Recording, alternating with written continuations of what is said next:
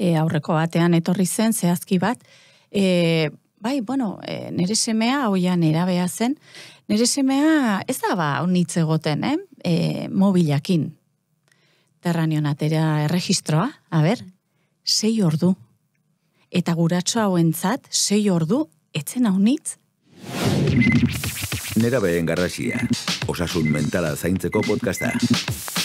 Maitane Ormazabal eta Telmo Lazkano.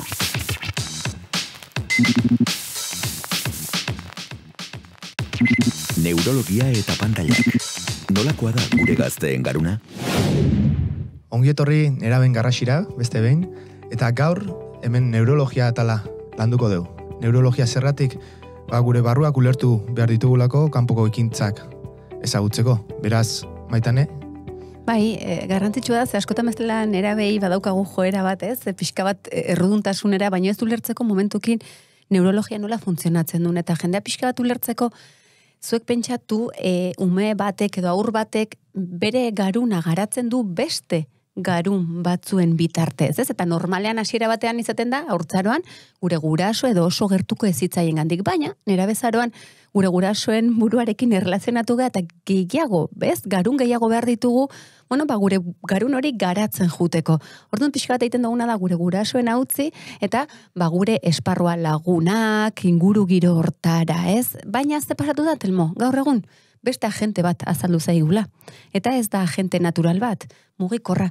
Mugikorra azaldu da, eta mugikorra ari da beste garun artifizial bat bezala gure nerabeen garuna garatzen. Eta horrek, Telmo, ze ondoria dakartza? Garrantzitsuak eta maila desberdinetan, baina hortan sartu aurretik ulertu behar dugu garuna bea, aparatu emozionala nola jarduten duen, eta azalpen nola laburrean botata, izango litzateke sentitzen dugun informazio oro, sistema nerviosoren bitartez dela prozesatua, sistema limbikoaren bitartez zehazki.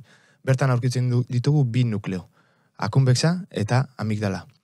Akunbexa plazer bilatzaia da, eta amigdala berriz mehatxua identifikatzeko helburua du, ez? Eta 2 nukleo hori laguntzen, hipokampoa dugu, nolabait Google bilatzaia bezala jarduten du, ez? Gure esperientzien barrena joaten da, informazio aberazgarria eskuratu nahian. Eta horrela salduta, agian ez da oso, nahiko abstraktua da, ez? Beraz, adibide bat jarri dezagun. Balin bagaude taberna baten, ligatzeko asmotan, eta ikusten badugu pertsona erakargarri bat Euskaldean, akunbexak izango du. Juntzaiteara, segi, osatzeko aukera dituzula. Baina aldi berean, amitalak izango du kontuz, gogoratu azkenengo aldiz, horrela gerturatu zinenean zer gertatu zen. Eta bien bitartean hipokampoa egongo da informazioa eskuratu nahian, erabaki honena hartzeko informazioa emateko, ez?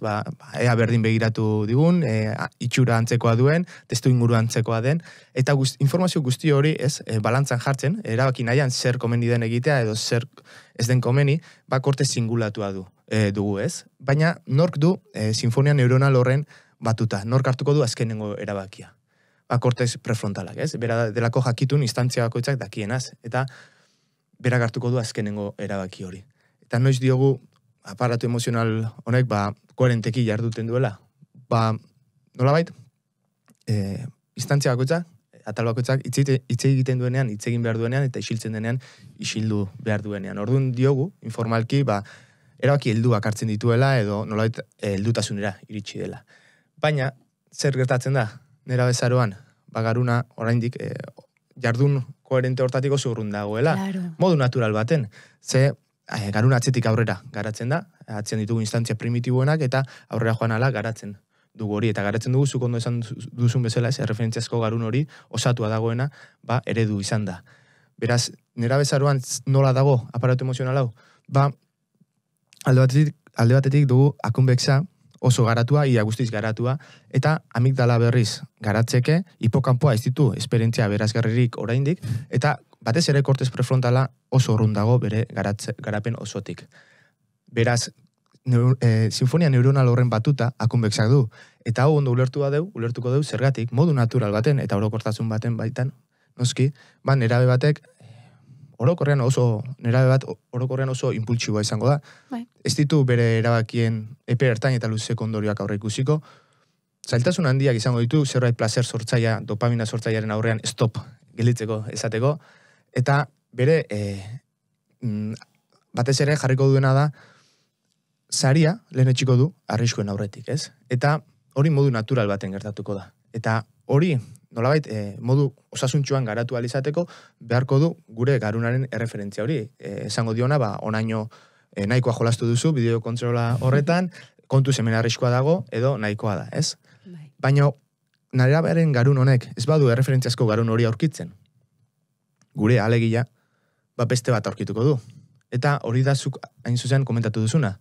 Gaur egun, gure garuna, gure presentzia ari da ordezkatu izaten neurri handi baten, garun artifizial baten bitartez. Mugikorra eta pantailen bitartez jasotzen ditugun input guzti horien bitartez. Eta hori ematen denean, ondorioak pairatzen ditu, ez da Maitane? Bai, eta hemen, ointzuk komentatu dezunekin Telmo, nahi non, argitxo bajarri kontuz, askotan uste dugu, nerabeak egiten dula guri molestatzagatikan zerbait, eta ez dago molestatzagatikan, bezik bere garapen, prozeso neurologiko naturalena, hori da, ez konturatzea zer gertatzen dan, ze garapen hortan dago, eta hortarako behar gaitu guri, ez?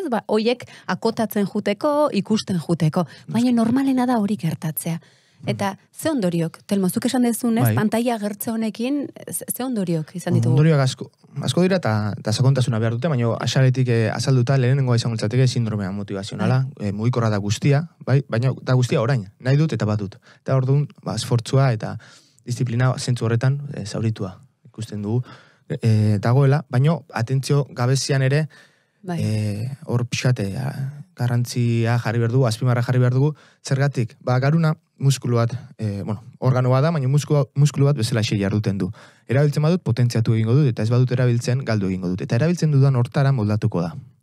Hau da, TikTokeko bideo utxaloietara jartzen badut nire garuna, estimulu hortara, hortara moldatuko da. Hortara bitzen da bai. Asko kostatuko zaio, atentzio gehiago eskatzen duten jardunen aurrean, ez? Ikasgelean argi eta garbi ikusten dugu, baina baita ere, pelikula bat ikusteko askotan ez dira gai, edo mugikorra ikutu gabe, edo 1,5 ikusten dute zuzenean, ez? Beraz, hor izango genuke beste ondorioa. Bai, beste batez, pornografia izango litzake, eta hau garrantzitsua ze gauza bada, ume batek edo gazte batek bere inketudea daukadenean, ez? Bea, bilatzea jutea ez, seksualitate horren bila joatea eta erabiltzea herramienta desberdina. Eskemen desberdina da. Ze, beraiek bilatzen dute oraindikan prest ez dagoen ume hori. Ez da, hautaketa ez, aukeratu bat. Baizik eta pop-up ez, eta barner hauen bitartez lortzen dutena da, beraiek mundu batean sartzera indikan agian, ez emozionalki, ez mentalki prest daudenak. Eta horrek, guk liburu idazterakoan espezialista askorekin egon geha, eta gaur egungo ez, eraso sexual asko, bortxaketa asko, badator goiztiartasun ontatikan ez, 9 urtekin ja pornografiarekin ez aukeratua den, ez, erlazio bat izatean, ekartzen ari den ondorioetako bat. Ikaragarria. Karriar, 9 urtetara getxi da lehenengo kontaktua eta bortxaketa guztien horien atzean dagoen faktore nagusinetako bat bihurtu da. Taldean ematen ari dena, eta berdinen artean. Itzkutsi jo, behar du guzti horrek.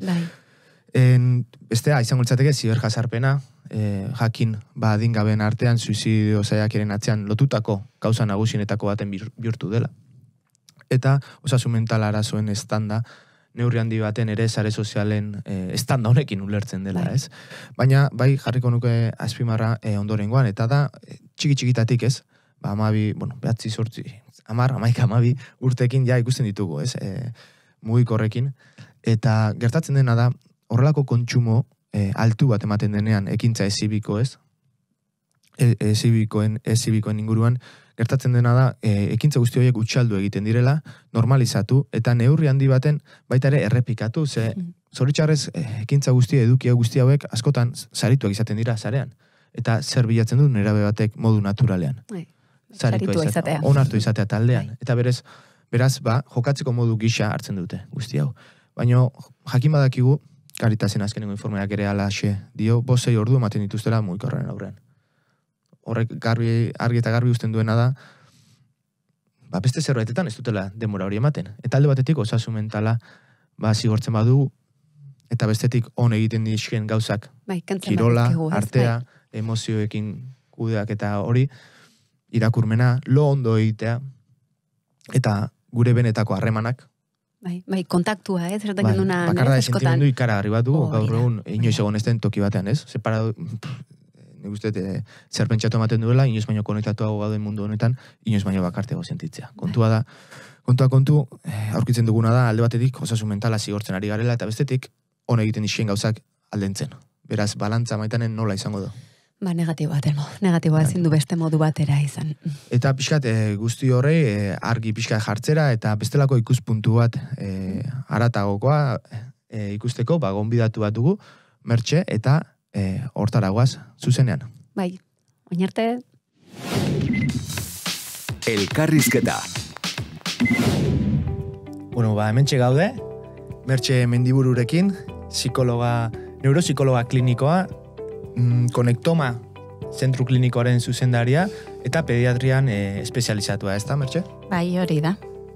Guain lehen aipatu dugu pixat mugikorren kontu guzti hori, guain errotara joko dugu, ez? Eta pixka orokorrean pantaien eragina aztertuko dugu, gaur hemen dugun profesional honekin, beraz, Maitan, lehenengo galdera? Bai, hori izango zen lehenengo galdera. Ze eragin du gure umeetan pantaila hauek, Mertxe? Eragina arlo batean baino gehiago eragiten du, bai? Alde batetik guretzat importanteena dena hizkuntzan batez ere, ez adintarte bat badugu hor, hizkuntza hartu behar duguna, bai.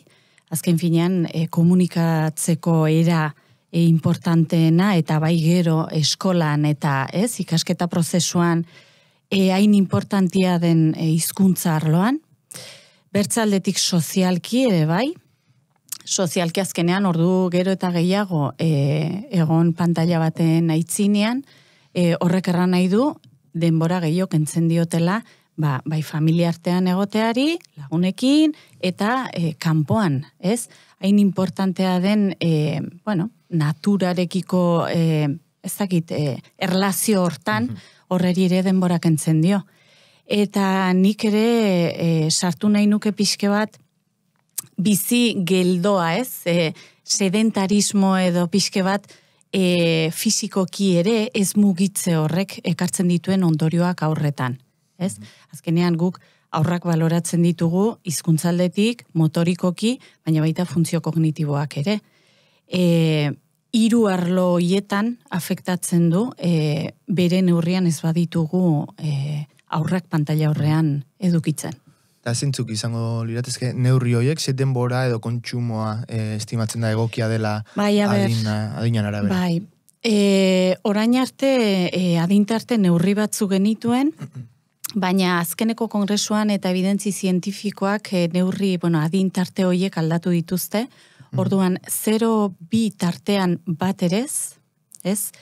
Batez ere burmuina biguina da, oraindik, ez da osatu, eta orduan eta adintxikiago, orduan eta biguinagoa denez, orduan eta eragin edo kaltea handiagoa da. Gauza bera pasatzen da, garun kalteak direnian, ez? Orduan eta txikiago garun kalte bat, orduan eta ondorio latzagoak dire.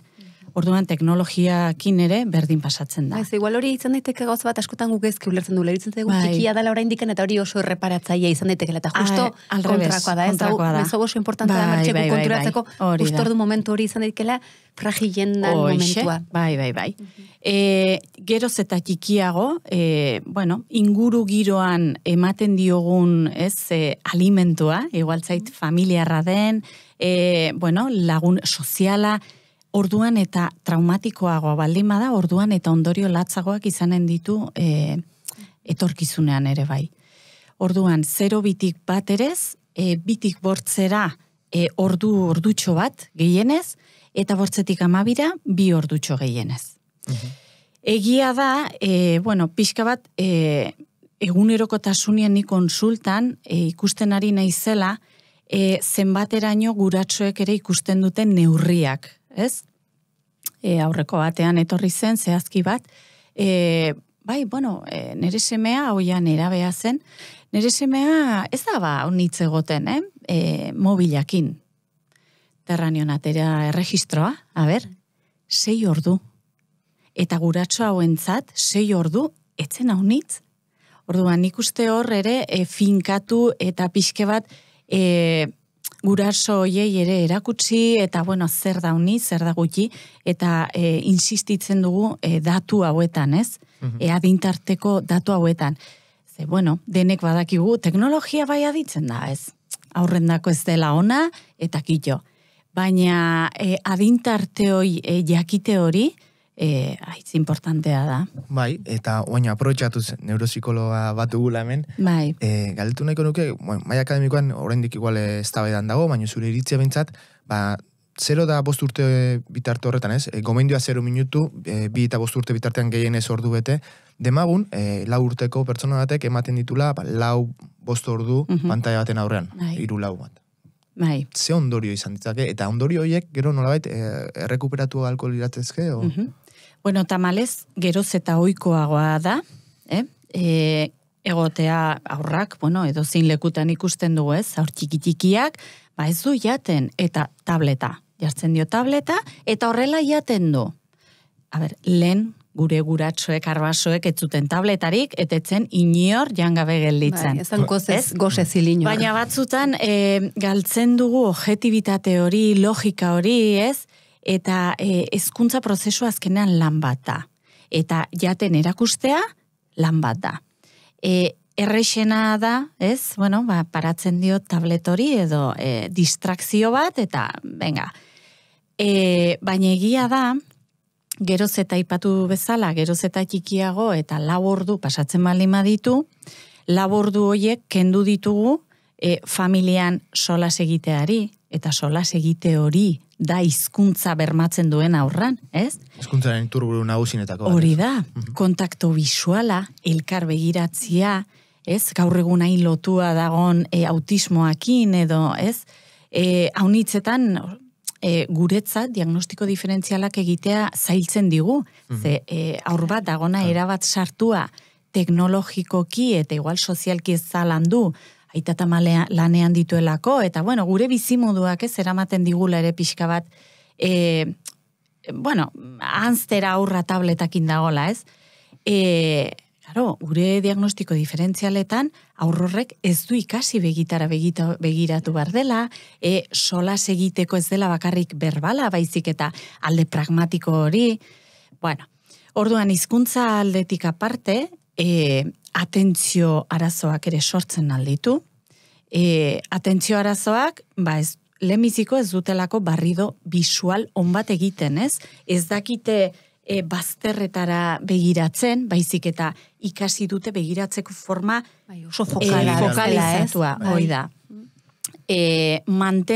Atentzioa mantentze aldetik, neuropsikologon artean hau, bueno, debate gizako bat sortzen da, ez? Haunitzek erraten dute, bueno, baina adibidez bideojokuetan atentzioa mantentzen dute, bai, baina ez da berdina, atentzio mantentze hori hor, edo paperean edo klasean mantentze hori.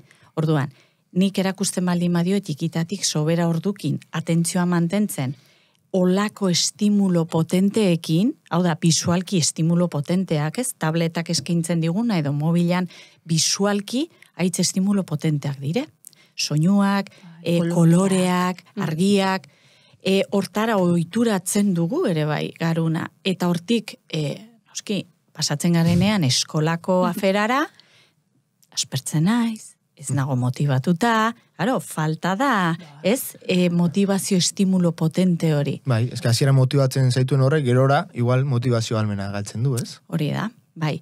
Gero hemen, bueno, luzatzen alnintzake pila bat, Hau da, badugu errefortzu sistemakin funtzionatzen dugu denek garunean. Hau da, gure sistema dopaminergikoak egiten dute beti plazerra bilatu nahi izatea edo, ez? Orduan, txikitatik, ja, sistema dopaminergiko hori hain potenteki, hau da, garuna, dopamina zorremertze betetzen baldin badugu, garun hori ohitzen hasten da. Orduan, haunditzen doazin einean, horrek ez du aski. Nahi du beti gehiago, orduan beti daude, bueno, ezin ase edo ezin Vale? Eskote zutena ez ditela betetzen gauzak, ez? Oantxe eskribatu du, goraren zergati gakoetakoan. Hori da, bueno, eta noiz ikusten dugu hori nerabeetan. Hori da. Ez? Txikitan ez dugu oraindik antzematen, baina nerabetasunera heltzen direnean, ikusten dugu, apatia, desmotivazio falta hori, ez? Eta erabat murgiltzen direia teknologian, stimulo hori behar dutelako. Eta nere galdera da, horrek badu atzera bueltarik? Horrek badu atzera buelta, guk neurorehabilitazioa egiten dugu, gainera, horri dena buelta emateko. Noski, area bato bertze, errexagoa da errehabilitatzea. Hizkuntza adibidez guk hartzen bali madugu, mutil bat 8-10 urtetan, neska bat, ez duena garatu hizkuntza, era bat, egon delako ordu pila bat, teknologian urgilduta, sare sozialetan, dena delakoa, guk deitzen dugune las ventanas emergentes, ez? Leio hoiek garapena sustatzeko, hori ja isten doaz, adin hoietan. Orduan, errehabilitazioa zailago izaten da. Normalean lortzen da, baina epe luzeagora eta lan gehiago eginez, bale? Gehien kostatzen dena igual hizkuntza da. Adibidez, pandemia garaian ikusi dugu, ez? Pandemia garaian... Kontsumo asko altua gauzan baitare pantaiena. Dudik gabe. Orduan hor, egunerokotasunean guk zentroan ikusten dugu, hizkuntzarazo, pila bat. Bai. Eta adikzioak ere, mobilari, sare sozialei, ikuste pandemia gainera egoera berezia izan dela, hau dena pixka bat, daturik ez dugu oraindik, kongresuan ere pixka bat honen gainean jagertu zen nola ari den jendea lanean, ez ikusteko pixka bat abertze ondorio izan dituen, psikologikoki, gure jokabideetan, eta baita garun funtzionamendu hortan, baina oraindik ez dago daturik, goiz da oraindik ikerketa zientifikotan. Orduan, bai, hemendik denbora batera, ez? Eta diagnostiko berriren batera izanen da, seguraski. Horrez konturatu pandemia momentuan, pantalla baten atzean egin genduela guztia. Hori da, sozializazio guztia horre manzan, eta denbora luze batean, ez? Eskolak, klaseak, dena. Guztia. Bai. Bueno, Mertxe, mila esker, zure jakituria guztiagatik, zer, hau behar dugu ez, kontzientzia, behar dugu informazioa, eta informazio hortatikan bai egin dezakeguna da, bakoitzak ez norberak, ekintza desberdinak hartu, hausnartu, eta aldegun oberena egin. Así que, mila esker gurera etortzea gatik. Bueno, hemen txaukezue Mertxen elkarrizketa, eta bagoaz orain gure vitamina dosietara. Vitamina dosia. Bueno, Mertxeren hitzak entzun ondoren, guk Telmo gaurkoan pildora, ez? Edo vitamina dosi bakarra nahi dugu hain garrantzitsua dalako, eta da, benetan berreskuratu beharra daukagula gure arteko erlazioa garunetik garunera erlazionatzea, bihotzetik bihotzera, afektibidade gehiago dagun lekuan, kontaktu gehiago daguna, ze konturatu gabe gehiegi urrundu geha. Bai, ni uste gure presentzia horreun berdula, eta gehiago gaur egun dugun testu inguru honetan, eta bestela ikusi ditugu, ze ondorio egon daitezken, eta hori oinarri izan da jardun beharko genuke, gure benetako harremanei lehentasunezko maila hori eman, eta hortik aurrera jardun. Bai, eta pertsona bera sendagai bihurtu daitekela, ez? Zenbatetan gezkigaren momentu batean, ez? Eskua ikutze batek edo besarkada batek, batean, ez? Pertsonati zer ematen dion inoiz mugikor batek emango ez diona. Beraz, badakizue, kontaktu gehiago, afektibidade gehiago, gertutasun gehiago, eta eskerrik asko, gaurko podcastean egoteagatik. Bueno, eta badakizue. Betiko lez, altxa burua eta altxa osasuna. Aio! Nerabeen garrasia entzun duzu. Nerabezaroko osasun mentala zaintzeko podcasta. Zuzendaritza Iñaki Beraetxe. Gidoia eta aurkezpena Maitane Ormazabal eta Telmo Lazkano. Irudi grabaketa eta edizioa Xabier Larrañaga. Soinu grabaketa eta montaiak Iñaki Beraetxe. Grafismoa eta postprodukzioa Lander Rallon eta Arantxa Konde. EITB podcasten entzun eta jarraitu dezakezu Nerabeen garrasia. EITBren YouTubeko kanalean ikusi eta zure gustuko plataforman ere topatuko gaituzu. Ondaimeneko izpena.